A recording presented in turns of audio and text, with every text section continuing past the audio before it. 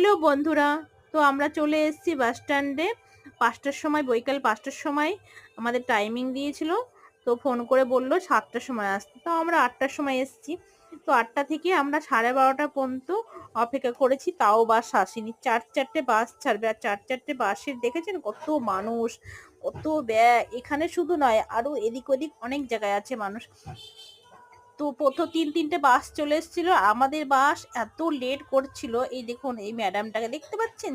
ম্যাডামটা variety bag নিয়ে কত style না জানি করছে, কিন্তু সব একদম ব্যথা হয়ে গেল। কেন যে আমাদের যাওয়াটাই হলো না। আর ওখানে দেখুন মা গল্প করছে সবার সাথে। আর মাকে কোথাও গেলেই তখন নতুন নতুন সব কেনার লেগে যায়। দেখতে পাচ্ছেন, নতুন স্টল কিনেছে।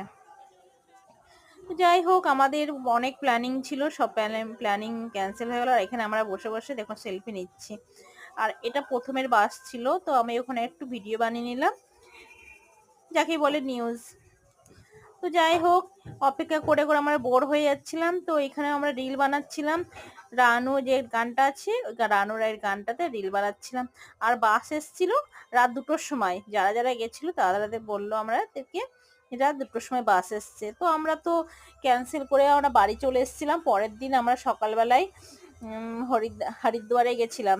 তো কাশ্মীরি গেট থেকে বাস ধরেছিলাম, অনলাইনে বাস বুকিং করেছিলাম। তো এখান থেকে মেট্রো থেকে একদম কাশ্মীরি গেট পর্যন্ত। তো ভালো হলো, যে ভগবান যেটা করে ভালোর জন্যই করে। তো আমরা হরিদ্বারে গিয়ে অনেক মজা করেছি। মাঘী পূর্ণিমার দিন ছিল সেদিন। তো ওই দিনকার আমরা কি সুন্দর স্নান করে এক রাত কাটিয়ে খুব মজা এসেছিল আমাদের সেদিনকার। কিন্তু এটাই, ব্যাগের মধ্যে অনেক কিছু জামা কাপড় নিয়েছিলাম, সব একদম রেখে দিয়ে একটা একটা করে জামা প্যান্ট নিয়েছিলাম, যে স্নান করে যেটা পরবো, ব্যাস ওটাই, আর কিছু নয়। তো যাই হোক, খাওয়ার ব্যাগ ছিল, খাওয়ার ব্যাগটা নিয়ে নিয়েছি, জামা কাপড় অল্প করে নিয়েছি, আর কিচ্ছু না। সকালবেলায় বাই বাই।